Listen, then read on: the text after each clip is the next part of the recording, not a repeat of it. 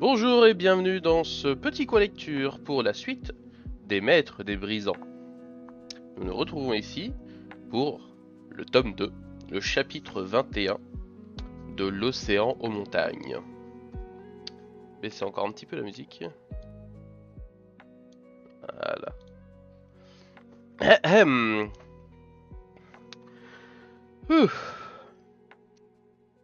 L'amiral Niall Gulax contemplait l'océan. Il ne s'en lassait jamais. Chaque fois qu'il le pouvait, il quittait le palais où il avait installé son quartier général pour marcher sur la grève.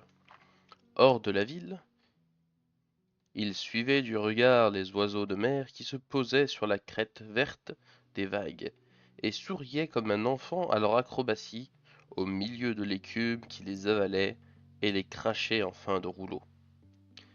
Toute cette eau le fascinait. Les nuages noirs, poursuivis par le vent qui hurlait, lui firent lever la tête et glisser les mains dans les poches de son manteau. S'il n'y avait pas ce froid auquel il ne parvait pas à s'habituer, il aurait volontiers fini ses jours sur Nifel. Une sonnerie stridente perturba sa rêverie. Il rejoignit son véhicule à grands pas. Amiral Gulax, j'écoute. Les Otchigin ont repéré la fugitive, amiral, entendit-il dans son technophone. Excellent, j'arrive immédiatement. Niall Gulax démarra et prit la direction de Kenningar. Il allait enfin pouvoir reprendre la main. La résistance était jusqu'alors sporadique et éparpillée, mais depuis quelques jours elle commençait à s'organiser et à se renforcer, sous l'impulsion d'un mystérieux Spartacus. Je trouve le mec encore trop fort. Voilà. Tac tac tac. Muspel avait perdu un vaisseau dans l'attaque d'un astroport et une escouade de guerriers du Khan était tombée la veille dans une embuscade parfaitement préparée. L'amiral avait vite établi un lien entre l'évasion de la sorcière Fradoda et le sursaut rebelle. La chronologie des événements concordait. Il avait donc assigné comme tâche prioritaire à ses Otchigin de retrouver la fugitive. Les chamans semblaient avoir réussi. Les patriotes de Vermal se sont regroupés, annonça, annonça triomphalement Mathilde en pénétrant dans la salle des fêtes de la station désaffectée, où elles avaient installé leur campement. Ils prévoient une action imminente contre les usines de traitement des minerais. Bravo, se réjouit Fra Ulfida, l'avenir est formel. Leur opération sera un succès. Après avoir convaincu les responsables du village Syrie de leur prêter un vaisseau, les évadés s'étaient envolés pour Skadi. Le trajet fut éprouvant, car seule Mathilde savait piloter. Heureusement, c'était une fille solide, résistante à la fatigue.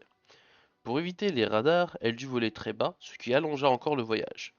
Mais lorsqu'elles se posèrent sur l'astroport de la station désaffectée, Fra Ulfida se félicita d'avoir fait confiance à Mathilde. L'ancienne station polysportive avait été bâtie au sommet d'une haute montagne enneigée, face au soleil levant. D'autres montagnes, moins hautes, formaient un cirque en contrebas. La vue qui portait loin sur le comté hérissé de monts bruns et blancs était extraordinaire. Pour mieux résister au vent, la station était adossée à une barre rocheuse et adoptait un profil ras qui la rendait presque invisible. Seule dépassait la techno-antenne qui reliait cet endroit perdu au reste de la planète. Les bâtiments, parfaitement intégrés dans le paysage, comprenaient une partie d'habitation, une autre commune et trois solides hangars, où était remisée autrefois la logistique, servant à son fonctionnement. L'ensemble, bien que délabré, était encore accueillant. Seul le matériel le plus coûteux avait été emporté. Pourquoi avoir abandonné cet endroit avec tant de hâte s'étonna la devineresse. La station employait les services d'une Fradoda, expliqua Mathilde. Elle était chargée de prédire la météo et d'anticiper les avalanches. Au cours d'une de ses visions, la devineresse a vu les bâtiments ravagés par le feu. Elle n'a pas su situer la catastrophe dans le temps, ni même l'expliquer, mais le propriétaire n'a pas voulu prendre de risques. Et comment tu sais ça, toi demanda Xandrine. Le propriétaire en question, c'était mon oncle. La radio du vaisseau, alimentée par des batteries photoniques, fut raccordée à la techno-antenne. Le petit temple dévolu à la précédente Fradoda fut nettoyé. Elles transportèrent des lits dans la salle des fêtes, seule pièce à posséder une cheminée et donc à pouvoir être chauffée. Les vivres embarqués à Alsvin furent entreposés au frais. Par la suite, l'idée de la vieille devineresse prit rapidement corps, sous le nom de code Spartacus, en souvenir du vaisseau prison. Mathilde et Fraulfida inondèrent le réseau de communication d'appel à la résistance. Les retours furent instantanés et nombreux, comme s'ils répondaient à une trop longue attente. À mots couverts, la jeune fille et la devineresse laissèrent entendre que les Fradoda se trouvaient à la tête de la révolte, en compagnie de membres de la noblesse. Ce dernier argument leur attira vite la bienveillance des généraux comtes, soucieux de ne pas perdre entièrement l'initiative. En l'absence d'Edil Skinir, retenu prisonnier à Keingar, Ran Gragas avait pris la tête du conseil. Pour protéger la population, cet homme prudent avait pris la décision de désavouer publiquement les actes de résistance et de les favoriser en secret. C'est ainsi que Ran Gragas ne tarda pas à déclarer en privé sa sympathie pour le mystérieux Spartacus. Enfin, l'utilisation de la source sacrée permit d'épauler plusieurs actes de résistance audacieux, et bientôt, personne ne mit en doute la légitimité de Spartacus, ni ne lui contesta son rôle de meneur.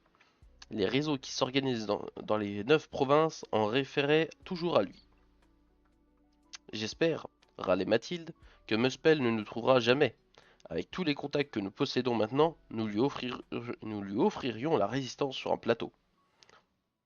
Fraulfida savait que ses inquiétudes étaient fondées, mais Spartacus avait réussi à introduire un enthousiasme mêlé de foi au sein de la résistance, et c'était ce qui lui manquait jusque-là. Le jeu en valait la chandelle.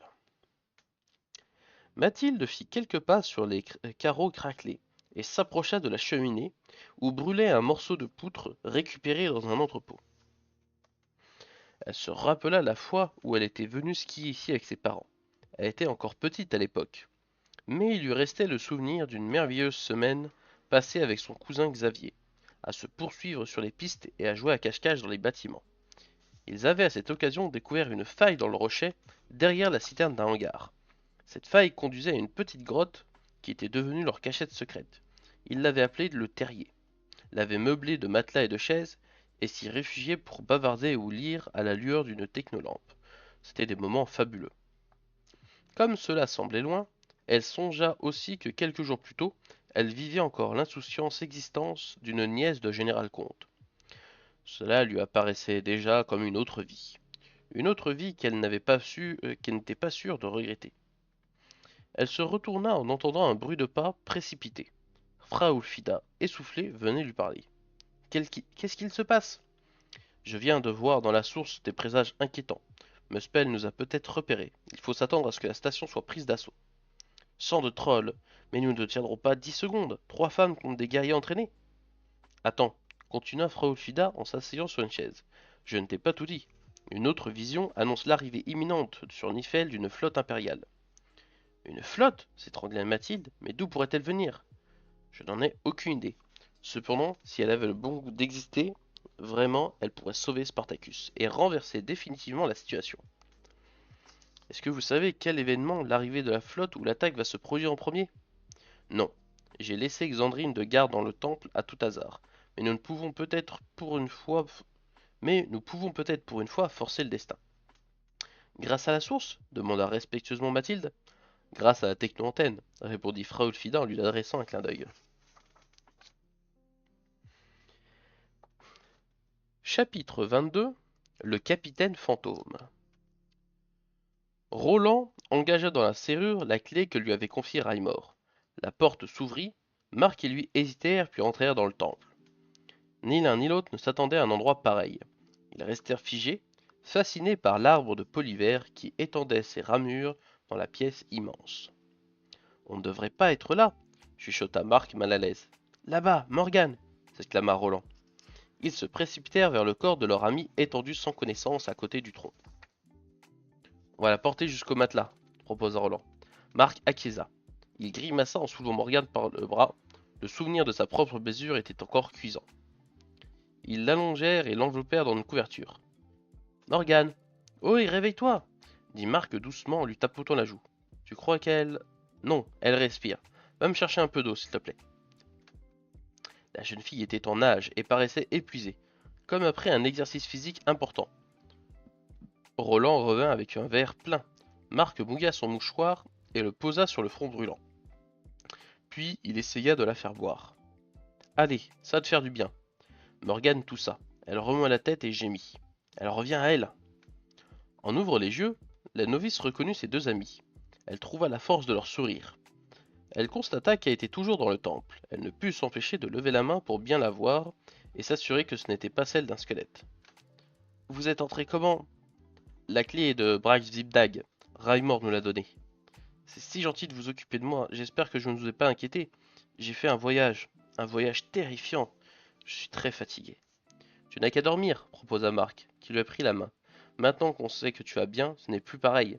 Et puis c'est mon tour de veiller sur toi. Elle ferma les yeux. Sa main libre se posa sur les perles de verre du collier qu'elle portait autour du cou. Elle s'endormit presque aussitôt. Tu as vu ses yeux? Murmura Roland à l'ordre de son ami. Quoi à ses yeux? Tu n'as pas fait attention? Ils ont changé de couleur. Ils sont devenus gris. Raimor avait entraîné Xavier dans le poste de pilotage et l'avait fait asseoir dans un fauteuil devant la table basse qui accueillait tous les conciliabules. Si j'ai bien compris, dit le garçon, vous voulez que l'on croie que le capitaine est toujours aux commandes. Pour cela, on le remplace, à vous le navire et à moi la contre-attaque. C'est tout à fait ça. Et c'est Bumpoche qui a eu cette idée idiote. Il me l'a soufflé. Pourquoi idiote? Parce qu'elle l'est. Comment allons-nous communiquer avec l'extérieur? Nous n'avons pas la voix du capitaine. Je déréglerai le système vocal. Et pour mener une contre-attaque, il faut des vaisseaux, non?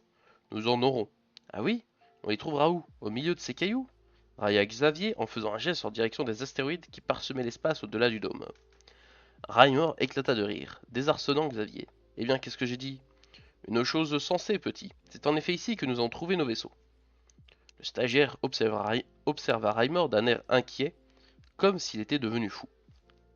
Au début de l'Empire, mon garçon, dans leur grande sagesse, les généraux comtes décidèrent de créer une base secrète, un ultime refuge en cas d'invasion de Nifel. C'est ainsi qu'un faux astéroïde fut fabriqué et dissimulé dans la Vola, parmi les vrais astéroïdes. Mais c'est génial, s'exclama Xavier. Il fallait y penser, bien sûr. Vous savez où se trouve cette base? Moi non, mais le rongeur d'os oui. La position de l'astéroïde qui nous intéresse se trouve dans le système de guidage. Je possède seulement le moyen d'entrer en contact avec la base. J'espère que les vaisseaux présents sur Nifel au moment de l'attaque auront eu le temps de venir ici. Le mieux serait peut-être de vérifier avant de lancer la supercherie. Nous allons vite être fixés. Raimor se dirigea vers un pupitre de commande. Il commença à brouiller le son. Il composa ensuite un code, puis entra les coordonnées de la base secrète. Base de la Vola, ici le capitaine de Xintrail, me recevez-vous? À la place du ton grave du second, une voix métallique résonna dans le poste de pilotage.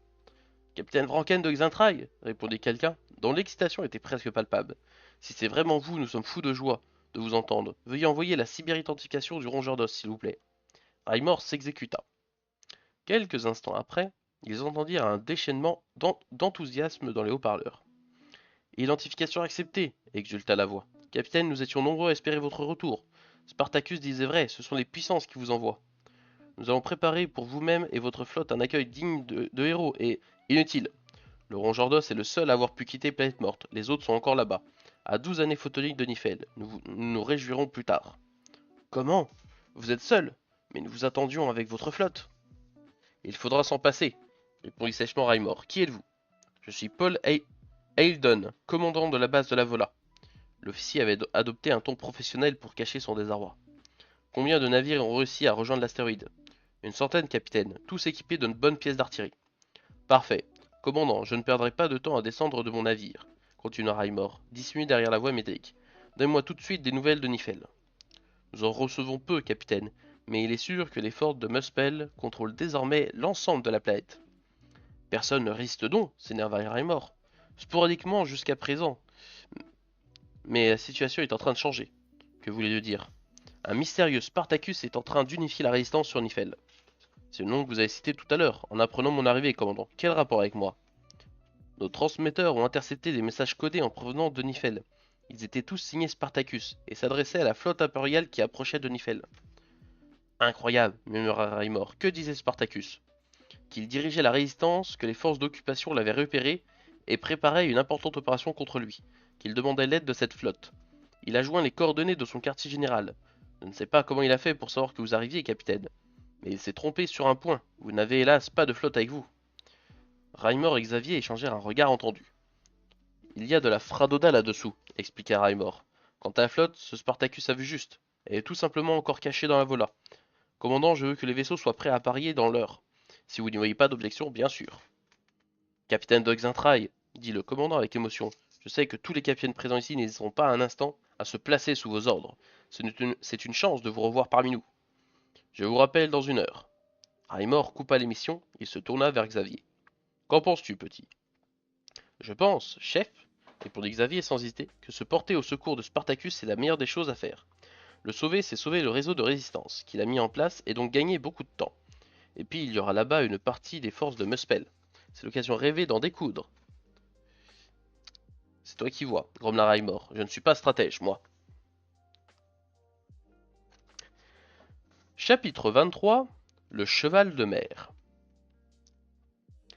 Morgane ouvrit les yeux. Elle n'était plus dans le temple. Marc ne lui tenait plus la main. Ses amis avaient disparu. Elle se trouvait couchée sur une branche de l'arbre cosmique. Oh non, ça recommence, gémit la jeune fille à voix haute. Autour d'elle s'étendaient les brisants et brillaient les étoiles. Mais elle ne ressentit plus de peur. Elle commençait à s'habituer. Elle savait que les racines de l'arbre plongeaient sans fin au-dessous et que ses ramures s'étendaient dans l'infini au-dessus. Est-ce que je vais me réveiller ici chaque fois que je m'endors? Soupira-t-elle. Elle s'assit sur la branche. L'écorce rugueuse l'égratina. Machinalement, elle caressa les perles de son collier. Sa main se referma sur l'une d'elles. Elle fut aussitôt assaillie par des visions d'une grande violence.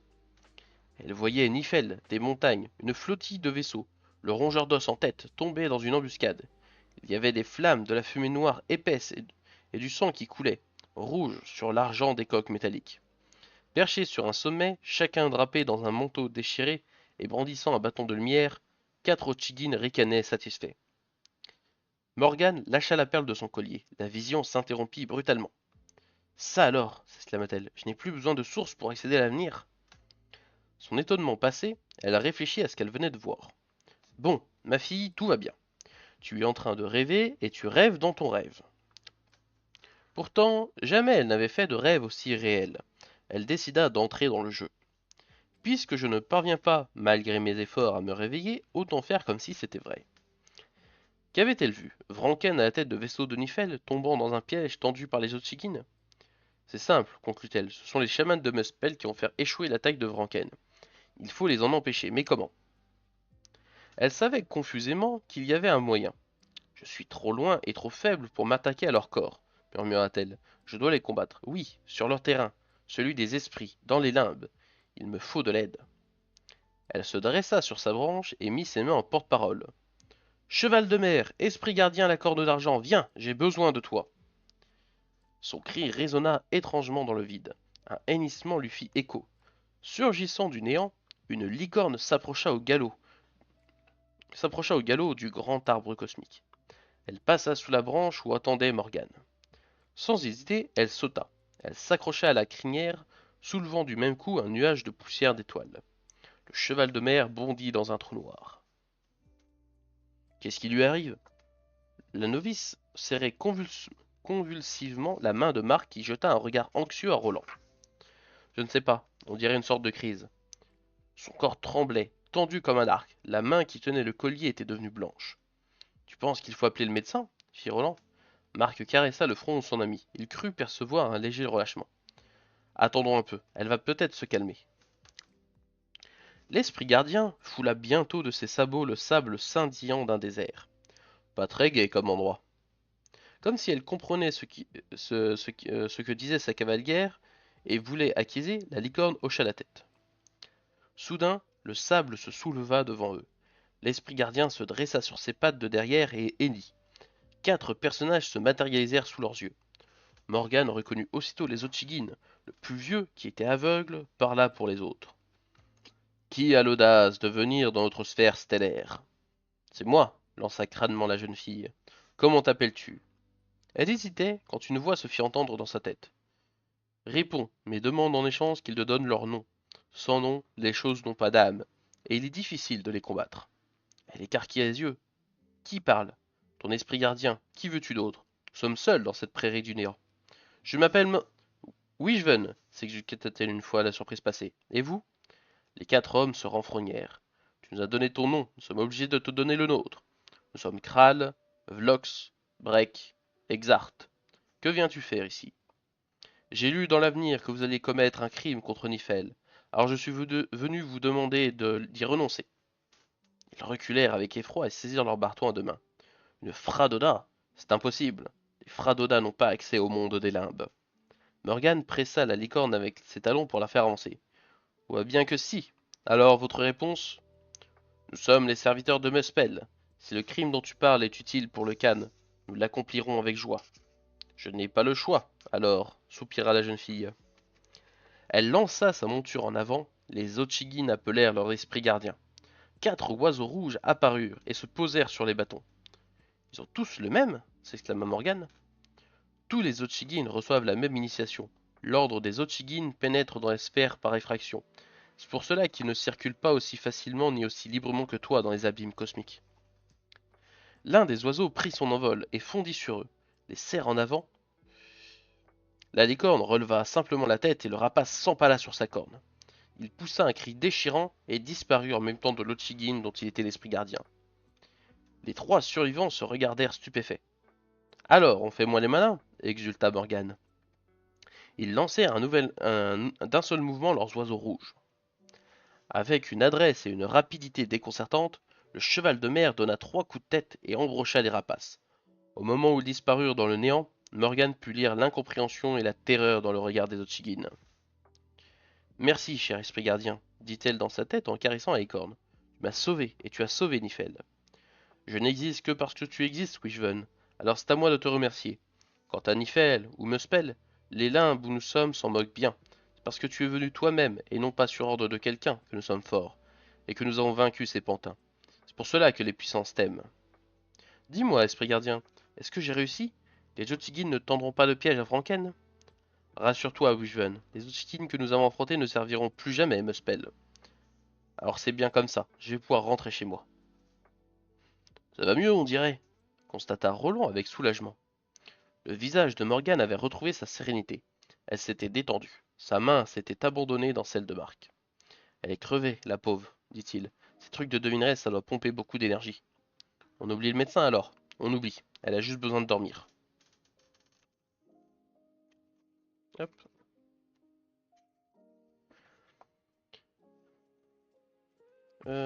Tac tac tac. Amiral Gulax, vous devriez venir voir. Niall Gulax était habitué au réveil en pleine nuit. Il fut debout tout de suite. De l'eau fraîche sur le visage lui rendit toute sa lucidité. Il suivit le guerrier dans les couloirs de marbre du palais comtal. Son guide s'arrêta devant la pièce où dormaient les Ochigin et s'effaça pour le laisser passer. L'amiral entra et se figea, saisi par le spectacle désolant qui s'offrait à ses yeux. Il se retint pour ne pas crier. Les 4 sorciers gisaient dans leur sang sur les dalles sombres. Chacun avait la poitrine déchirée. Que le Tengri me vienne en aide, murmura-t-il. Chapitre 24, le terrier. Je vais reprendre une gorgée d'eau, histoire de ne pas mourir de la gorge.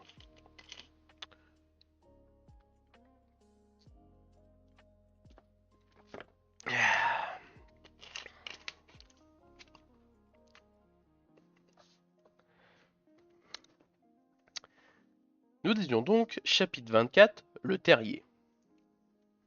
Raté, annonça Mathilde qui montait la garde. C'est Muspel qui arrivait en premier. Les 2 autres, quittant leur lit dans lequel elles dormaient, habillées, se précipitèrent aux fenêtres. Silhouettes fantomatiques dans la pâleur de l'aube, des vaisseaux de guerre du Khan cernaient la montagne. Pas de chance, continua Mathilde, en soupirant. Nos messages envoyés dans l'espace n'ont servi à rien. Et la source demanda Alexandrie en tirant Fraulfida de la manche. Que dit la source? La source s'est tue, mon enfant. L'avenir a rejoint le présent. Le colonel Graxus observa longuement la station dans ses jumelles. Il prit un air méprisant. Une position discrète, mais aucune défense, c'est trop facile. Il se revit la veille encore devant Nialgulax, l'assurant qu'un seul navire serait suffisant pour détruire Spartacus. Les Otsigines avaient été catégoriques, le meneur de la résistance n'en opposerait aucune. Mais l'amiral avait préféré envoyer plusieurs vaisseaux. Bientôt, Bogona, encore Graxus, on utilisera des grenades pour se débarrasser d'un nid fourni. Colonel, les technoscanners. L'officier s'approcha des instruments. Regardez, colonel, lui montra le technicien. Une flotte entière se dirige vers nous. Graxus fronça les sourcils. Des points lumineux de plus en plus nombreux convergeaient en effet dans leur direction. C'est impossible, à moins que... Mais bien sûr! Un large sourire éclaira son visage. Notre Khan a certainement rétabli les chemins blancs. Il nous envoie les premiers renforts. Des hurrahs saluèrent l'exclamation du colonel. Celui-ci s'avança en direction des hublots. Dehors, Drasil s'élevait lentement au-dessus des montagnes, éblouissant de clarté. De quel côté viennent-ils? Ils arrivent en face, colonel. Vous aurez du mal à les voir, le soleil est dans leur dos. Craxus prit ses jumelles et plissa les yeux. Les navires avaient beau grossir rapidement au fur et à mesure de leur approche, il ne put distinguer qu'après quelques secondes. Mais ce sont des navires impériaux! L'évidence le frappa alors que les vaisseaux arrivaient sur eux. La stupeur fisa les hommes de Muspel. Ils sont une centaine, colonel. Nous ne sommes pas de taille. Que faisons-nous? Nous pouvons encore leur échapper. Craxus tapa d'un poing rageur contre le verre du hublot. Non, le Tengri semble vouloir la bataille. Nous accomplirons notre mission et détruisons Spartacus avant de marcher vers notre destin. Débarquement! Le vaisseau noir expulsa de ses entrailles une escouade de guerriers qui s'élancèrent à l'assaut des pentes en direction des bâtiments. Les occupants de la station avaient elles aussi assisté à l'approche des navires impériaux. Un déferlement de joie avait salué ce retournement de situation, mais l'exultation avait été balayée par le cri de Xandrine, découvrant, par une autre fenêtre, l'attaque imminente des hommes du Khan. À quelques minutes près, on était sauvés, dit Mathilde à Fraulfida en grimaçant un sourire. On a en tout cas la preuve que nos messages sont écoutés, répondit calmement la devineresse. Nos sauveurs n'ont peut-être pas vu que nous étions menacés. Tu devrais leur signaler, on ne sait jamais. Peut-être auront-ils le temps d'intervenir. Bravement, Mathilde s'empara du micro. À la flotte impériale, ici Spartacus. Si vous nous entendez, sachez que les hommes de Muspel vont pénétrer dans le bâtiment. Nous sommes dans l'incapacité de nous défendre. Sans de troll, il n'y a que des femmes désarmées ici. L'appel de Mathilde avait résonné dans le poste de pilotage du Ronzordos, comme dans celui des autres vaisseaux de la Vola. Par les puissances, s'exclama Raimor, nous arrivons trop tard. Xavier, devenu très pâle, restait immobile. Quelque chose ne va pas, petit. Je connais cette voix, et je ne connais qu'une seule personne qui jure par le sang des trolls, ma cousine Mathilde. Le géant le regarda d'un air triste. Je suis désolé pour elle, mon garçon. Xavier n'écoutait pas, il réfléchissait. Mathilde n'avait aucune raison de se trouver là, mais il a bien réfléchi lui non plus. Mais à bien y réfléchir, lui non plus. En tout cas, si c'était bien Mathilde qui était en dessous, ils avaient une chance de sauver la situation. Il se décida brusquement et s'avança vers le pupitre de commande et établit la communication. Spartacus, ici le rongeur d'os. Sa voix sortit déformée des enceintes comme celle de Raimor avant lui. Le rongeur d'os, ici Spartacus, lui répondit sa cousine. Je suis heureuse de vous entendre. Est-ce que vous allez pouvoir nous aider? Nous allons vous aider, mais vous devez d'abord vous aider vous-même. Que voulez-vous dire? Je veux dire qu'il est grand temps de jouer à cache-cache dans le terrier. Comprenez-vous ce que j'essaye de vous dire? Un silence stupéfait accueillit sa dernière phrase. Je comprends, oui. Mais qui êtes-vous? Répondit timidement Mathilde. Peu importe qui je suis. Ce qui est important, c'est que vous m'ayez compris. Je vous supplie de faire vite. Dans 5 minutes, il sera trop tard. Xavier coupa la communication.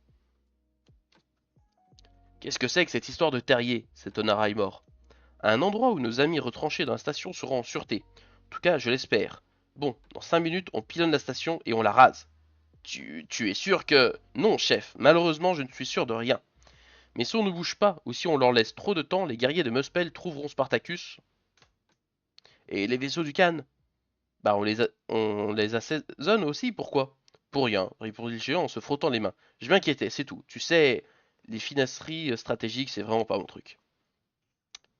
C'est là, annonça Mathilde en grimpant sur un tas de gravats et en se faufilant tant bien que mal derrière une citerne. Fraulfida et Xandrine se glissèrent en suivant la faille. Se glissèrent en suivant. La faille était étroite et leur guide avançait péniblement en maudissant son embonpoint. Enfin, elles parvinrent bientôt dans la grotte où Xavier et Mathilde jouaient autrefois. Voilà, dit la jeune fille, couverte de sueur et de poussière. En posant, en posant sur le sol la gourde d'eau et le sac de nourriture récupéré dans la cuisine. Il n'y a plus qu'à attendre. Les guerriers commencèrent à investir les lieux au moment de leur fuite. Elles avaient été tout près de se faire prendre. J'ai entendu le nom du rongeur d'os, dit Frolfida. C'est le vaisseau du capitaine de Xintrailles. Je croyais qu'il était bloqué devant Planète Morte. J'espère que ce n'est pas un piège. Ils ont peut-être trouvé une solution pour rentrer, répondit Mathilde. En tout cas, je suis sûr qu'il s'agit du rongeur d'os. Mon cousin Xavier est stagiaire et il n'y a que lui et moi qui connaissions l'existence de cette grotte. Puisses-tu avoir raison. 2 personnes chères à mon cœur se trouvent également à bord de ce navire, dit encore la devineresse. Un grondement sourd suivi d'une série d'explosions ébranla les parois de la grotte et interrompit leur conversation. Dehors, un déluge de feu ravageait la station. Chapitre 25. Les flammes et la fumée. La nuit était tombée sur Muspel, n'apportant aucune fraîcheur. Le cri d'un rapace nocturne qui s'était mis en chasse déchirait régulièrement le silence.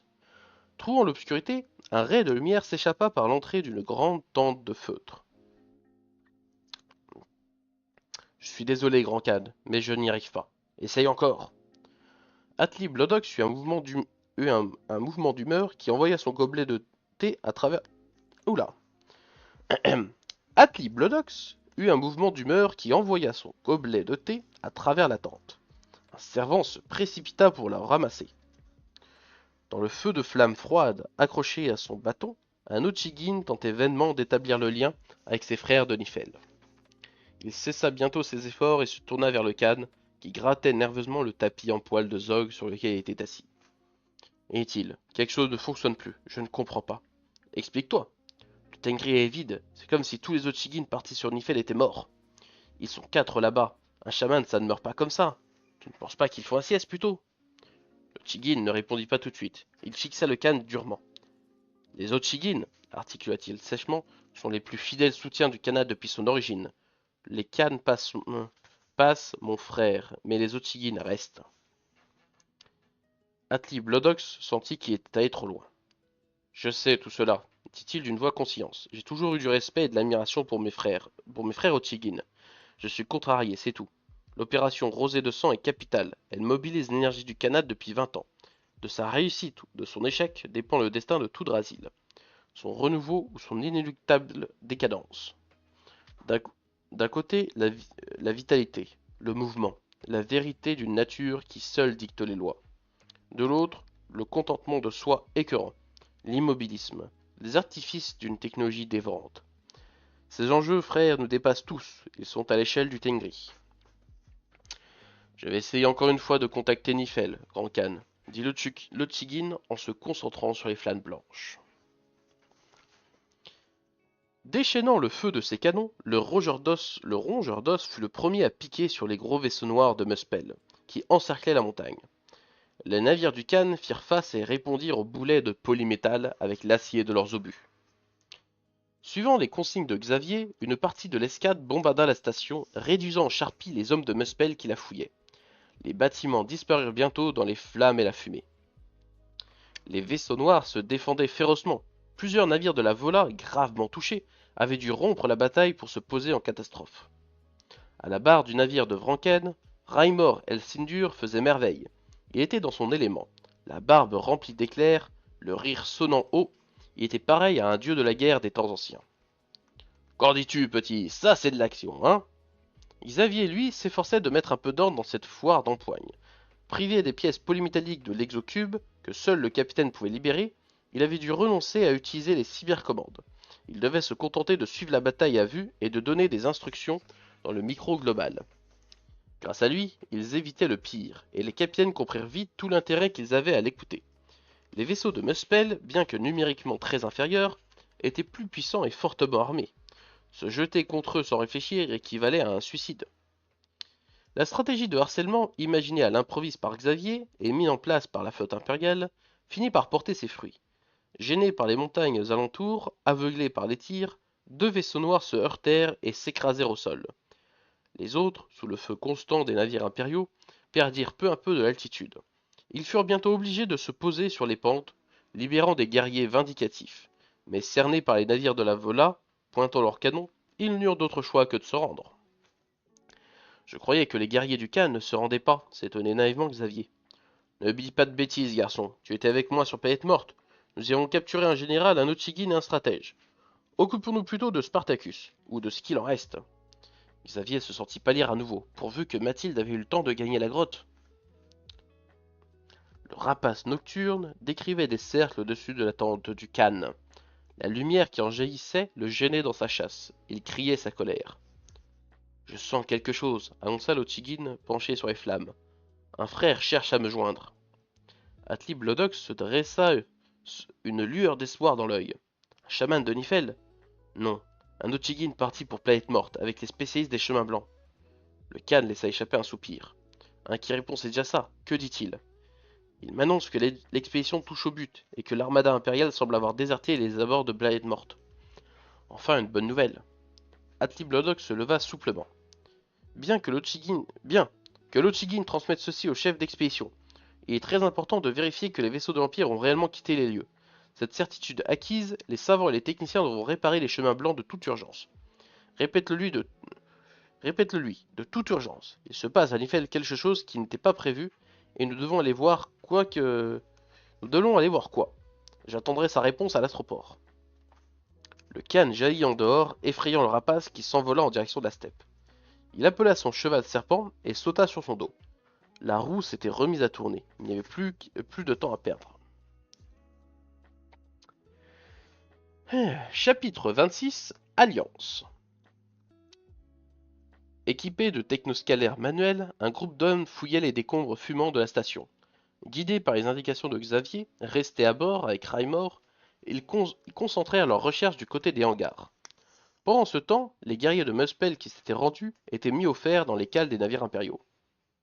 J'ai senti quelque chose sur mon écran, hurla un homme. La carcasse d'une citerne éventrée fut poussée par des dizaines de bras, libérant un mince couloir dans le rocher. Impossible de passer, nous sommes trop gros. Ohé, y a quelqu'un là-dedans? Les sauveteurs entendirent des frottements contre les parois et des bruits de pas. Par précaution, ils reculèrent et levèrent leurs armes. Ils virent sortir une adolescente blonde, puis une autre brune, et enfin une vieille femme à la longue robe grise. Ce fut elle qui s'adressa à eux. Je suis Fraulfuda, directrice de l'école d'Urde, et ces jeunes filles s'appellent Mathilde et Xandrine. Nous sommes plus connus sous le nom de Spartacus. Merci d'être venus. Nous ne refuserions pas un verre de quelque chose pour nous remettre de nos émotions. Les hommes, d'abord intimidés par la prestance de la Fradoda, accueillirent la remarque en riant. Ils escortèrent la petite troupe jusqu'au navire. Capitaine, la voix d'un matelot résonna dans le poste de pilotage. Je t'écoute, dit Raimor. Nous avons trouvé 3 femmes qui disaient être Spartacus. Elles s'étaient réfugiées dans une grotte. Elles ont échappé au bombardement de la station. Xavier ferma les yeux et remercia mentalement les puissances. Une devineresse du nom de Fraulfida, qui semble leur chef, demande à parler au responsable de la flotte, continua le matelot. Raimor coupa la communication. N'en est pas question. Par la corne du condule, notre stratagème serait éventé. Il faut mettre cette femme dans un navire et l'envoyer à l'abri loin d'ici. Pendant ce temps, nous irions défier les forces de Muspel à Kellingar et, si vous permettez, l'interrompit Xavier, je pense que ce n'est pas une bonne idée. Pourquoi? Dit Raimor en se grattant la tête. Si on prononce cette Fraulfida avec nous, nous assurons le soutien de la résistance. Peu. Avec cette flotte, je me fais fort de mater sans l'aide de personne les forces du Khan. Au contraire, chef, il faut associer le plus de monde possible à votre action. Le peuple de Nifel vivra mieux la victoire s'il y a participé. Tu as vraiment réponse à tout, gamin, reconnut Raimor. C'est énervant à la fin. Et notre petite ruse?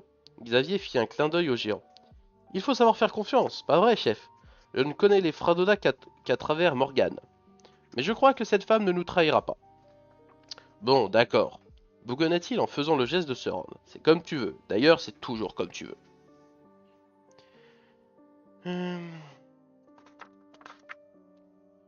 Les tours d'acier de l'astroport militaire de Muspel étincelaient sous l'aveuglant soleil matinal. De sa démarche féline, Atli Blodox grimpa dans le vaisseau amiral rouge. Il se retourna et son regard embrasa avec fierté l'armada qui allait conduire à l'autre bout du système solaire les nouvelles qui venaient de lui parvenir de Planète Morte. Non. Hop, hop, hop, hop. Il se retourna et son regard embrasa avec fierté l'armada qu'il allait conduire à l'autre bout du système solaire. Les nouvelles qui venaient de lui parvenir de Planète Morte étaient excellentes. La flotte impériale était bel et bien partie, et Chemin Blanc sur le point d'être rétabli. Le Khan ressentait un indicible soulagement. Miser sur l'impatience et l'impulsivité des capitaines de l'Empire était un énorme coup de poker. Si les navires ennemis avaient choisi de rester sur place, son plan tout entier aurait été menacé. Maintenant, Atli Blodox voulait attendre dans l'espace le moment où il pourrait s'engouffrer dans le tunnel de lumière. Vers Plaetmore d'abord, vers Nifel ensuite. Ce n'était plus qu'une question d'heure. Bientôt, hurla-t-il, les poings levés vers le ciel, j'essuierai mes bottes sur l'armure des généraux comtes. La trappe d'accès au poste de pilotage, fermée à double tour jusque-là, s'ouvrit pour laisser monter 3 personnes. Fraulfida dans sa robe grise, une novice de l'âge de Morgane, et une autre jeune fille au visage carré et volontaire. Raimor s'avança vers elle. Au nom de Vranken de Xintrailles, capitaine de ce navire et commandant de cette flotte, je vous souhaite la bienvenue. Le capitaine n'est pas là demanda la devineresse désappointée. Non, madame, je suis Raimor Ersindur, son second. Peut-être considère-t-il que nous ne sommes pas assez importantes pour lui. Le capitaine ne considère rien du tout, madame. Il est en infirmerie dans un état critique. Bien entendu, tout le monde l'ignore. La Fradoda se mordit les lèvres. Je suis désolé. Je vous prie de pardonner ma maladresse. Je suis Fraulfida. Voici mon élève Xandrine, et la jeune fille qui nous accompagne s'appelle Mathilde. J'étais sûr que c'était toi. Xavier se précipita vers sa cousine interloquée et la prit dans ses bras. Xavier, je savais que tu faisais ton stage sur le vaisseau, mais je n'imaginais pas. C'est ce garçon qui dit que c'est monté à la flotte, expliqua Raymond avec fierté. Certes, il possède un très mauvais caractère, mais il se débrouille de questions coup tordu. Sans lui, je n'aurais jamais réussi à donner le change. Il exagère, bien sûr, dit Xavier en rougissant. Pour le caractère, ce doit être de famille, ajouta malicieusement Frau Shida à l'adresse de Mathilde. Le Jean invita tout le monde à s'asseoir autour de la table basse. Xavier a pensé, dit-il, lorsqu'ils furent installés, que nous pourrions faire route vers Kengar en invitant les groupes de résistants à se soulever dans notre sillage. Les troupes de Muspel seraient occupées au sol et nous pourrions nous concentrer sur les vaisseaux du Khan. Pour que la résistance bouge, il nous faut l'aide de Spartacus. Il vous faut l'aide de Spartacus, dit Froofida, c'est-à-dire vous. Plutôt Mathilde, corrigea la devineresse, c'est sa voix que tout le monde connaît. Nous serons, Xandrine et moi, plus utiles dans le temps du navire, avec Fradrumar et Morgane. Xavier et Raimor échangèrent un regard navré que surprit la vieille femme. Il y a un problème avec Morgane s'inquiéta-t-elle. Raimor secoua la tête. Non, madame, mais Fradrumar est morte. Elle a été assassinée par un traître à la solde du Khan. Frau Ulfida accusa le coup en chancelant. Xandrine lui prit le bras pour la soutenir. Ça va aller, ma fille, la remercia-t-elle en s'obligeant à sourire. Allons voir Morgane. Toi, Mathilde, reste ici et fais de ton mieux pour aider nos amis. Le professeur et son élève se levèrent et regagnèrent l'échelle métallique. Triste retrouvaille, non dit Mathilde à son cousin. Retrouvaille quand même, et c'est tout ce qui compte. Ça me fait rudement plaisir de te voir, tu sais. Chapitre 27. L'océan libre. Lorsque Fraulfida et Xandrine pénétrèrent dans le temple, elles découvrirent Morgane allongée sur un matelas, veillée par 2 jeunes gens apparemment surpris de les voir. La novice poussa un cri et se précipita. Que s'est-il passé demanda la devineresse tandis que Xandrine obligeait Marc à se lever pour prendre sa place au chevet de son ami. Morgane ne répondait plus, madame, expliqua Roland. On est entré, on l'a retrouvée évanouie près de l'espèce d'arbre. On l'a transportée ici. Elle s'est réveillée un moment, puis elle s'est rendormie. A-t-elle parlé? A-t-elle dit quelque chose? Oui, continua Marc. Elle a dit qu'elle était contente qu'on soit là, qu'elle avait fait un voyage terrifiant. Frau Fida resta silencieuse. Puis elle se tourna vers les 2 stagiaires.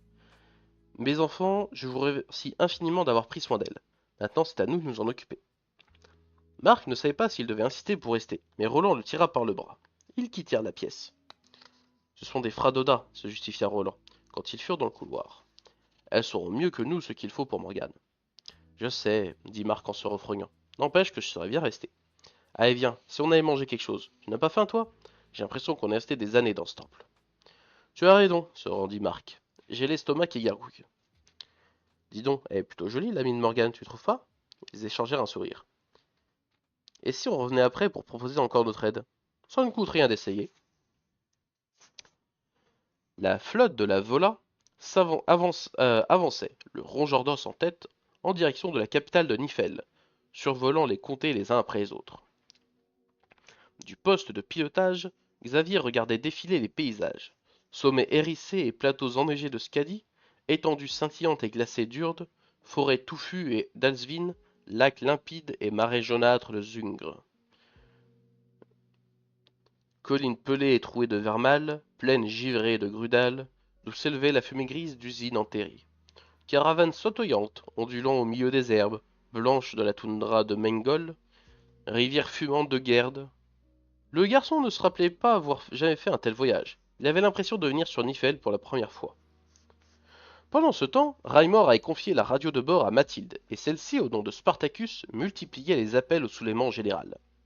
La nouvelle de la bataille dans les montagnes de Scadis se répandit comme une traînée de poudre. Franquette de Xintrag était revenu, à la tête d'une armada formidable. Il avait combattu les forces de Mespel et sauvé Spartacus. Il se dirigea à présent vers Kengar. Ceux qui virent la flotte passer au-dessus de leur tête confirmèrent la rumeur qui grandit et s'amplifia. Spontanément, les groupes de résistance lancèrent des actions sur tout le territoire, et les hommes du Khan se trouvèrent rapidement débordés. Enfin, le général comte Ran Gragas, au nom du Conseil, apporta un soutien officiel à Spartacus et à Vranken. Les derniers sceptiques furent bien obligés de se rallier à l'inattendue campagne de libération. Regardez Raimor, s'éclama Xavier, des vaisseaux rejoignent nos flottes. Des navires agricoles et des yachts privés, pressa le géant, méprisant. Bah, peu importe, cela prouve l'enthousiasme que déclenche notre passage. Sans oublier, dit le garçon, que notre escadre paraîtra encore plus imposante lorsque nous arriverons à Kengar. Dans le temple régnait un silence apaisant. Comme Marc avant elle, Xandrine tapotait le front de Morgane avec un linge mouillé. Les joues de la jeune fille étaient creusées, son teint terriblement pâle. Pauvre petite, murmura Fraulfida, qui s'était assise à côté. Tu as dû vivre des heures difficiles. Morgane s'agita. Calme-toi, je suis là. L'attention de la devineresse fut attirée par le collier de verre. Quel bijou étrange, je ne me rappelle pas l'avoir vu avant. Elle essaya de le toucher en vain, une force invisible l'en empêchait. Elle eut un mouvement de surprise, mais Morgane poussa à ce moment-là un long soupir et ouvrit les yeux. Frau Ulfida dit la novice stupéfaite. Xandrine, c'est vraiment vous? Ou bien un nouveau rêve? Oui, plutôt un rêve, un de ces rêves qui se confondent avec la réalité. C'est bien nous et non un rêve, chère petite, la rassura devineresse, qui remit l'énigme du collier à plus tard. Tout va bien maintenant. Par les feuilles de l'arbre sacré, Morgane, qu'est-il arrivé à tes yeux? Ils sont gris. On dirait du métal. Morgane prit la vieille main entre les siennes et la serra contre son cœur. C'est une longue histoire, Frau Elfida, mais je suis fatigué. Si fatigué. La devineresse, qui brûlait maintenant de curiosité, s'obligea à la patience. Repose-toi alors. Tu nous raconteras ton histoire après. Nous avons le temps. Tout le temps à présent. L'amiral Niall Gulax assista depuis les terrasses du palais à l'approche de cette flotte impériale surgie de nulle part. Le colonel Graxus envoya Skadi avait eu le temps de l'avertir avant de périr dans l'explosion de son navire. Aussi, Niall n'était-il pas surpris. Des nouvelles dramatiques lui parvenaient également des comtés où ses troupes se faisaient tailler en pièces. Est-ce que je fais donner artillerie, amiral demanda un homme à ses côtés. Niall Gulax avait eu le temps de réfléchir. Seule l'arrivée du Khan par les chemins blancs aurait pu changer le cours des choses. Mais Atli-Blodox, ignorant tout de la situation à Nifel depuis la mort des Otchigin, jugeait peut-être qu'il était encore trop tôt. Ou bien les techniciens chargés des réparations sur la planète morte rencontraient des difficultés imprévues. Dans les deux cas, lui, Niall, restait seul à la tête des forces devenues dérisoires, pour s'opposer à la charge irrésistible d'une puissante armada que suivait un peuple tout entier. Non, répondit-il, j'ai vu assez de guerriers mourir, des guerriers qui ont souffert pendant 20 ans d'avoir tout laissé derrière eux. Le Tengri a tranché, nous avons joué et nous avons perdu. Qu'on hisse le drapeau blanc et que les hommes déposent leurs armes. J'obtiendrai des généraux comptes des conditions honorables. La flotte vit de loin l'étendard Muspel glisser le long du mât au sommet du palais comtal, et le drapeau blanc prendre sa place. Des cris de joie retentirent dans tous les bâtiments. Dans le poste de pilotage du rongeur d'os, Xavier a entrepris une danse endiablée avec sa cousine. Raimor, lui, était songeur. Le commandant des flottes de Muspel est un homme sage, reconnut-il, en lui-même. L'honneur d'un officier consiste parfois à éviter les bains de sang inutiles. Il s'approcha des vitres du dôme et laissa son regard se perdre au loin, au-delà du palais et de la ville, au-delà du port, sur la vaste étendue d'eau. L'océan libre, murmura le géant, indifférent à la joie qui éclatait partout autour de lui. Il n'a jamais aussi bien porté son nom, celui-là.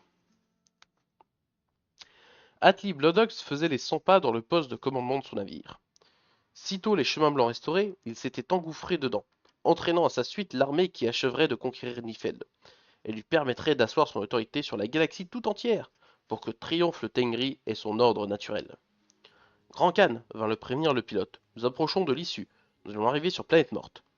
Bien, se réjouit-il. Nous ne nous attarderons pas. Les vaisseaux prévus iront renforcer la garnison de Planète Morte.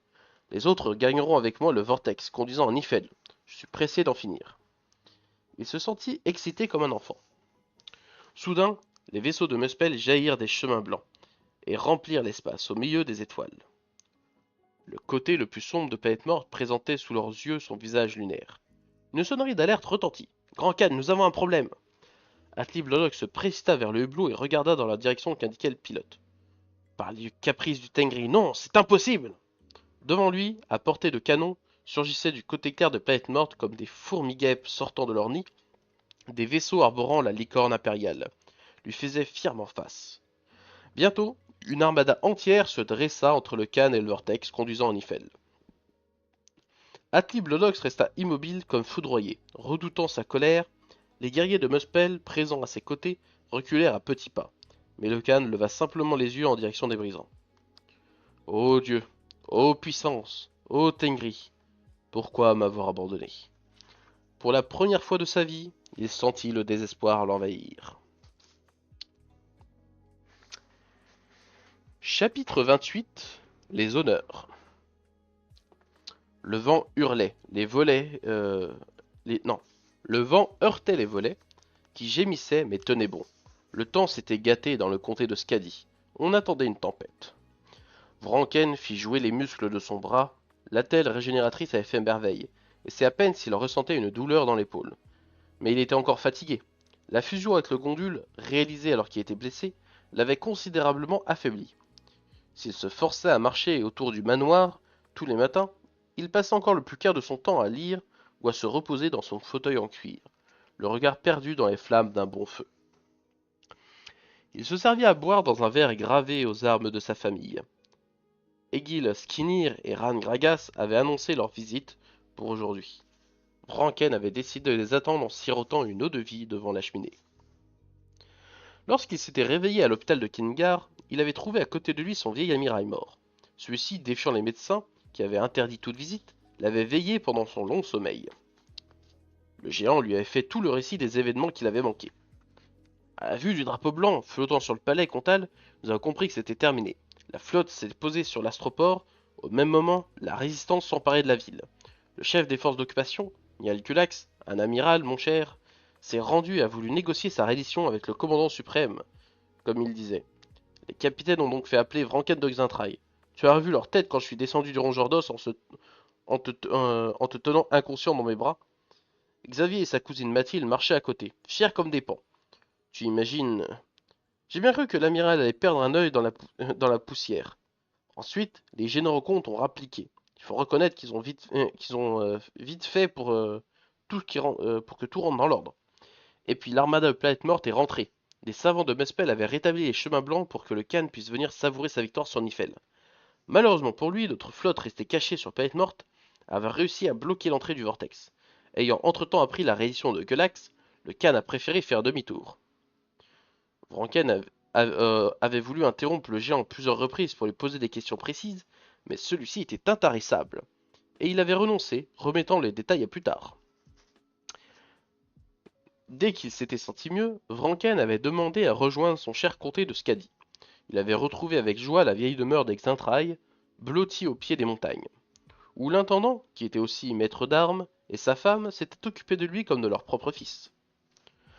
Vranken, les généraux comtes sont arrivés, annonça le vieil homme qui était déjà au service de son père et de son grand-père.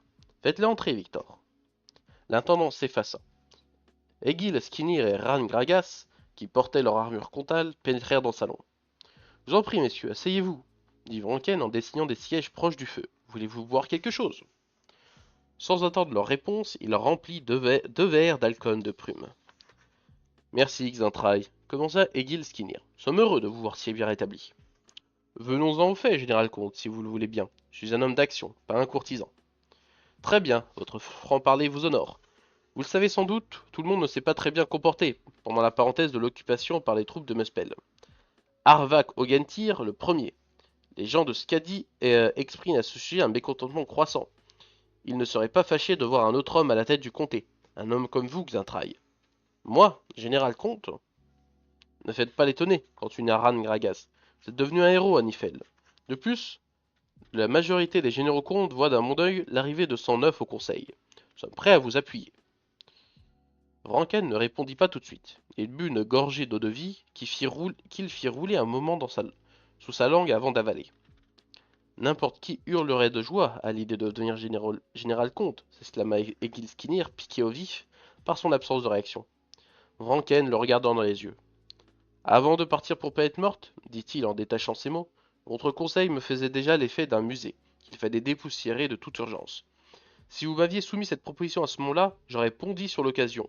Mais j'ai changé, et je ne suis plus n'importe qui.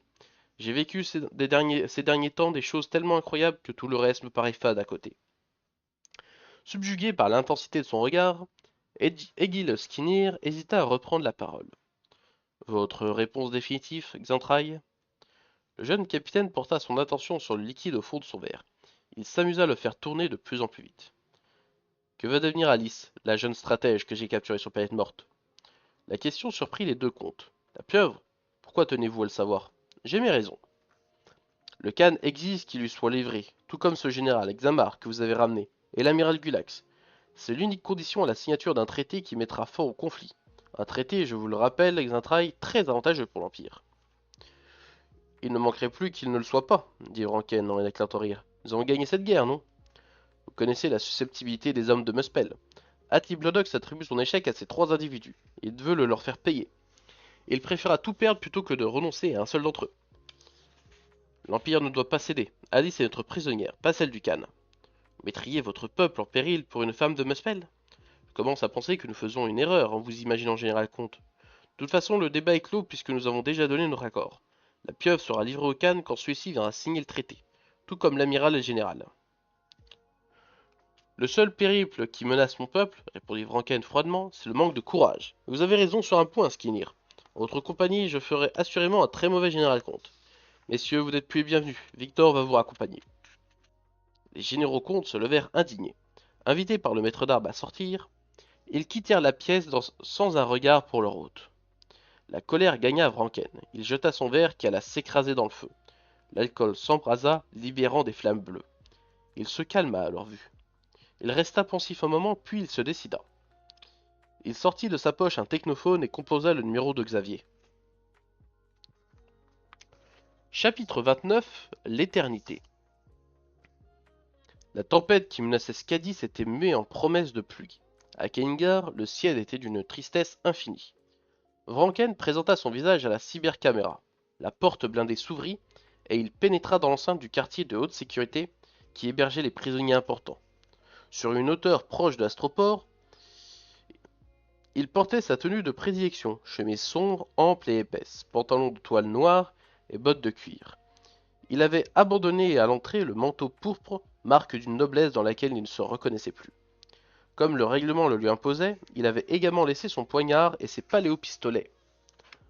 Ranken de Xintraille, annonça-t-il au gardien derrière sa guérite de Polyvert. Je viens voir la pieuvre. Vous avez une autorisation, capitaine? Il tendit à l'homme un parchemin frappé du sceau d'Arvak Ogentir. Tout est en ordre, dit le garde avec un grand sourire en lui rendant le document. La pieuvre se trouve dans la cellule numéro 9, au troisième sous-sol. Je débloquerai les sas de sécurité au fur et à mesure de votre passage. Merci infiniment, Xavier. Pensa très fort, Vranken. Je te revaudrai ça. Le garçon n'avait pas hésité à s'introduire de nuit dans la chambre de son père pour emprunter le sceau comtal, indispensable au plan. La fausse autorisation confectionnée trop rapidement n'aurait pas résisté à un examen approfondi, mais le gardien semblait s'en accommoder. Vranken allait s'engager dans le premier sas lorsque l'homme le retint. Capitaine? Oui, répondit-il calmement en se retournant. Je voulais vous dire, je vous admire beaucoup. C'est un honneur pour moi et mes collègues de pouvoir vous aider. Le garde lui adressa un clin d'œil. Vranken, surpris, ne sut comment réagir. Il opta pour un sourire avant de tourner à nouveau les talons. Allons, pensa-t-il ému, tout n'est pas complètement pourri dans l'Empire. Il descendit l'escalier qui conduisait au troisième sous-sol. Comme le garde l'avait promis, les portes blindées s'ouvraient et se refermaient sur son passage. Enfin, il parvint devant la cellule numéro 9. Il entendit un déclic qui en actionna l'ouverture. Alice, debout devant une table, le dévisagea avec stupéfaction. Tu es bien la dernière personne que j'attendais. Tu n'espérais pas ma venue? On peut espérer sans pour autant se bercer d'illusions. Vranken sentit son cœur s'envoler. Il avait oublié à quel point elle était jolie. Pour masquer son émotion, il fit quelques pas dans la pièce spacieuse et confortable. Tu es mieux logé que sur le rongeur d'os, dis-moi. C'est vrai, mais la vue est nulle. La boutade lui tira un sourire. Et toi, capitaine, reprit-elle moqueuse, que t'a offert l'Empire pour cette grande victoire? Une place autour de la table ronde des généraux comtes. Alice émit un sifflement. Félicitations, capitaine, je comprends mieux comment tu as réussi à descendre jusqu'ici. Tu es né pas, Alice, je suis parvenu jusqu'à toi grâce à un faux document, et quelques amis compréhensifs. Les généraux comtes ne m'aiment plus depuis que j'ai refusé leur proposition. La jeune femme parut extrêmement surprise. Tu as refusé? Mais pourquoi? Pour toi, Alice. Saisie, elle ne trouva rien à dire et s'assit sur le bord du lit. Je sais que tu es l'objet d'un marchandage ignoble entre Atli Blodox et les généraux comtes, poursuivit Ranken. L'Empire va te livrer au Khan, qui te réserve certainement un sort terrible. Je ne veux pas de ça. Alice leva vers lui des yeux noyés de larmes. Pour moi? C'est pour moi que tu renonces à tout? Il n'y tint plus. Il se jeta à ses genoux et prit ses mains entre les siennes. Je n'ai renoncé à rien, au contraire. J'ai compris en entrant dans cette pièce pourquoi tout me semblait si vide, si fade depuis quelque temps. Je pensais que c'était à cause du gondule, de la fusion. Mais non, parce que tu n'étais pas là, Alice. Ici, près de toi, les choses s'éclairent à nouveau. Fuyons tous les deux. Mon rongeur d'os est prêt à parier. La galaxie est vaste. Nous vivrons loin de Nifel, de Muspel et de leurs conflits imbéciles. La jeune femme paraissait ne rien avoir entendu. Les yeux perdus au plafond, elle se contenta de répéter. Pour moi? Pour moi? Vranken se releva. Alice, pourquoi ne réponds-tu rien? Veux-tu finir tes jours dans un cachot? Ou bien en esclavage? Elle se leva à son tour. Vranken, cher Vranken, j'ai cru une fois à cause de toi, pour pouvoir me soustraire à mon destin. Mais celui-ci m'a rattrapé. Je suis une fille de Muspel. Le Tengri veut me rendre mon Khan. Je me soumettrai à sa volonté. Mais enfin, explosa Vranken, ton destin sera ce que tu en feras. Je te tends la main. Prends-la, s'il te plaît. Tu te trompes, mon ami. Comme je me suis trompé, répondit Alice d'une voix tranquille, qui doucha l'emportement de Vranken. Notre destin nous dépasse. Si j'acceptais de fuir avec toi, la guerre reprendrait, déchirerait encore des vies et causerait bien des souffrances à mon peuple. L'avenir que tu m'offres me serait trop insupportable. Je ne suis pas allé au bout de ma destinée. Celle-ci s'achèvera en même temps que cette guerre. Une grande tristesse envahit le cœur de Vranken lorsqu'il comprit la justesse de ses paroles. Il éprouva un sentiment encore plus fort pour cette jeune femme qu'il connaissait à peine et avec laquelle il avait passé si peu de temps. J'accepte ton choix, dit-il d'une voix qui tremblait. Nous ne nous reverrons plus, je le crains. Je regrette, Alice, que ton Tengri et mes puissances n'aient pas voulu. Elle s'avança vers lui. Tes cheveux, capitaine, on dirait le soleil. Vranken ne sut quoi répondre. Le visage d'Alice était tout proche maintenant. Il laissa son regard plonger dans le sien. Tes yeux, balbutia-t-il, ils ont la couleur de la mer. Elle eut un sourire tendre. Vranken, Vranken, là où je suis né, les sentiments amoureux sont un luxe. Je te remercie de me les avoir fait connaître. Grâce à toi, j'aurais goûté un bref instant cette liberté, après laquelle courent les hommes, celle qui leur donne l'illusion de tenir enfin les rênes de leur vie.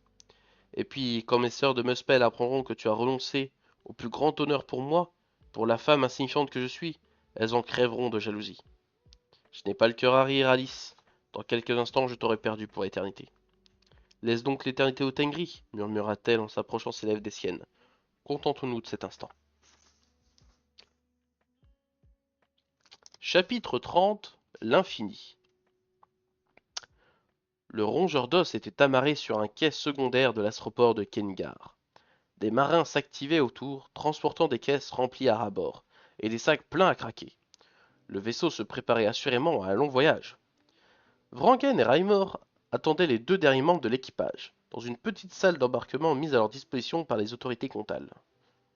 Marc fut le premier arrivé. Il poussait devant lui le technofauteuil d'un vieil homme. Une délégation du quartier des Tisserands les accompagnait. Alors, Marc, demanda Vranken en lui serrant la main. Pas de regret? Tu veux toujours partir? Il n'a pas été facile à convaincre, répondit à sa place l'homme au fauteuil. Il ne voulait pas quitter le vieil imbécile que je suis, et qui a largement fait son temps sur cette planète. J'ai dû le menacer d'embarquer à sa place. Capitaine, soupira Marc, voici mon grand-père, si vous ne l'aviez pas reconnu. Maître Glabar, dit Vranken en retenant un sourire, je sais maintenant d'où Marc tient son caractère. Le vieil homme prit son petit-fils dans les bras. Va de l'avant, mon garçon, ne te retourne pas. J'appartiens au passé, comme ta vie ici. Et dis-toi que tu en aurais fait de même. Euh, tu... Et dis-toi que tu aurais fait de moi le plus fier et le plus comblé des grands-pères. Marc ne chercha pas à retenir ses larmes. Allez, fiston, dit Raymore en coupant court aux effusions. Il y a du travail à bord. N'oublie pas que tu es cuisinier en chef maintenant. C'est une sacrée responsabilité. Marc se redressa et essuya ses joues. Il embrassa son grand-père une dernière fois, puis il prit la direction du quai. Et il ne se retourna pas. Je vous remercie de me confier votre petit-fils, dit Vranken, une fois Marc parti. Votre confiance m'honore beaucoup. C'est vous, capitaine, qui m'honorez, en acceptant mon garçon à votre bord, dit Vieillard, dont le menton tremblait. Prendrez soin de lui à ma place. Morgane fit son apparition dans la pièce peu de temps après le départ du vieux Glabar. Elle semblait plus grande dans sa nouvelle robe grise de Fradoda. Frau Ulfida ne t'a pas accompagné? Elle voulait venir avec Xandrine, mais j'ai refusé. On m'a dit que Frau Ulfida était devenue la devineresse conseillère des généraux comtes. C'est une bonne chose, je crois. Cette nomination consacre le retour des Fradoda sur le devant de la scène. Oui, et les demandes d'inscription affluent à l'école d'Urde, depuis la libération. Les gens pensent que nous sommes pour beaucoup dans la victoire. Ils n'ont pas tort. Mais dis-moi, pourquoi as-tu refusé que ton ancien professeur vienne te faire ses adieux? Il faut que je m'habitue à être seul. Vranken se tut. Il considéra la robe grise de Morgane. J'ai aussi appris que tu avais brillamment réussi ton examen de passage. Te voilà désormais Fradoda à part entière. Oui, c'est la première fois dans l'histoire de l'ordre qu'une fille de 13 ans devient devineresse. Il paraît que ma robe s'accommode bien avec ma nouvelle couleur d'yeux. Malgré la légèreté affectée, une gravité sans rapport avec son âge émanait de sa personne. Quoi qu'il en soit, Morgane, je suis très content que tu aies accepté ma proposition et que les Fradoda t'aient laissé partir. Je leur fais peur, je crois, dit-elle en jouant avec les perles de verre de son collier. Les Fradoda seront plutôt soulagés de me savoir loin. Si quelqu'un est en droit de se sentir soulagé, Morgane, c'est moi. Le voyage que nous allons entreprendre est dangereux. Pouvoir compter sur une devineresse à bord est essentiel. Vous savez, capitaine, de nombreux événements me rattachent désormais au rongeur d'os. Je me sens c'est moi dans ce temple, et je n'y serai pas tout à fait seul, ajouta-t-elle mystérieusement. Ça y est, Vranck, Ansara est mort. Tout le monde est là maintenant, on peut y aller.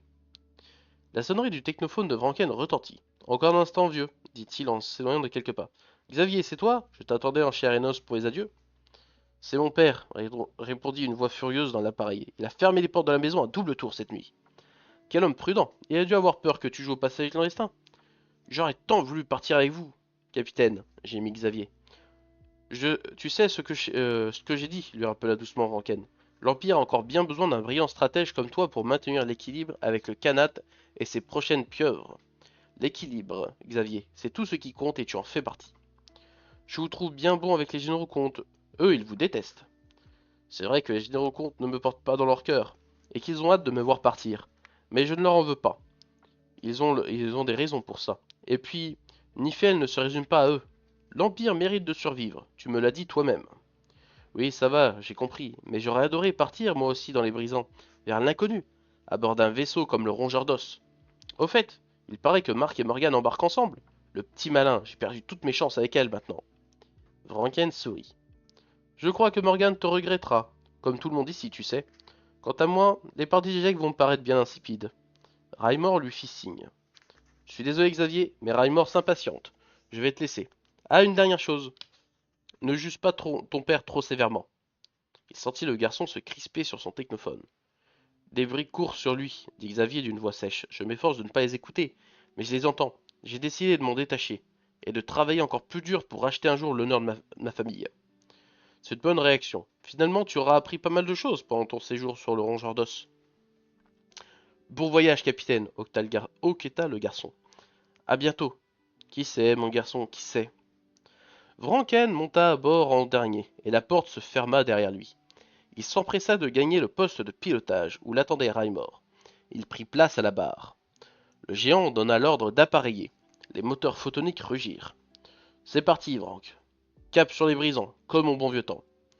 Comme au bon vieux temps, reprit Vranken, lorsqu'une poignée de fous confiant leurs espoirs au lointain se lancèrent à l'aventure et bâtirent un empire. Le vaisseau quitta l'astroport au moment où une pluie fine commençait à tomber. Ils laissèrent Kengar à bâbord et survolèrent le bâtiment isolé qui abritait la prison de haute sécurité. Depuis ses sous-sols, on ne voyait pas le ciel. Le capitaine pâlit, il crut que son cœur allait s'arrêter. Il eut du mal à respirer. Son regard courut alors sur les vagues de l'océan, perçant les nuages.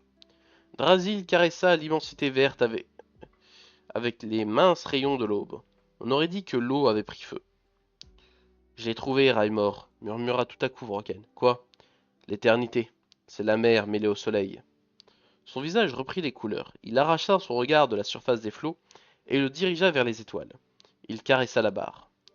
Rongeur d'os, mon ami, tu me rends la liberté. Laisse-moi t'offrir l'infini. Épilogue. Xavier regarda le technophone qu'il tenait encore dans la main, puis le posa sur son ordi-bureau. C'était fini, ses amis étaient partis. Il éprouva un terrible sentiment d'abandon, qu'il chassa avec un soupir. S'il était obligé de rester, il ne l'était pas de se morfondre. Il ramassa un livre qui traînait par terre et le glissa dans la bibliothèque. Sa chambre était impeccablement rangée, il avait même fait son lit, machinalement. En se levant... hop, je reprends cette phrase. Sa chambre était impeccablement rangée, il avait même fait son lit, machinalement, en se levant. Vranken avait raison, il avait pris des habitudes sur le rongeur d'os. Des habitudes qu'il n'abandonnèrent pas pour tout l'or du monde. Il regarda sa montre. L'heure du rendez-vous avec Mathilde, Xandrine et Roland approchait. Il prit sa veste et son sac qu'il ajusta sur une épaule, puis dévala les escaliers. Son père avait libéré les verrous de la porte d'entrée en partant. Il était à nouveau libre. Dehors, le temps était au crachin. Xavier accéléra le pas. Il avait bien fait de choisir un antique bar de la vieille ville pour se retrouver. Refaire le monde autour d'un chocolat chaud restait une bonne façon de commencer la journée. Le crachin se transforma en pluie et il se mit à courir.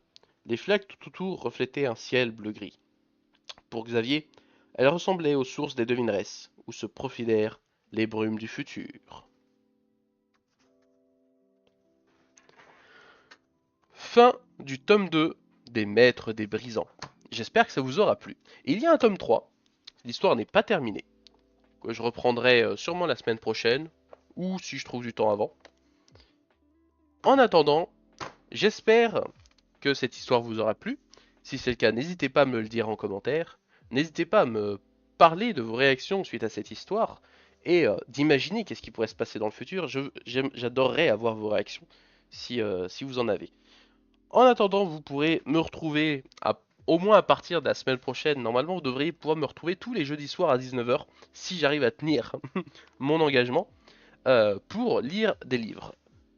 Donc, je vous donne rendez-vous jeudi prochain et je vous remercie d'avoir suivi cette aventure avec moi. Je vous souhaite à tous une bonne journée. J'espère que vous prendrez soin de vous et merci encore.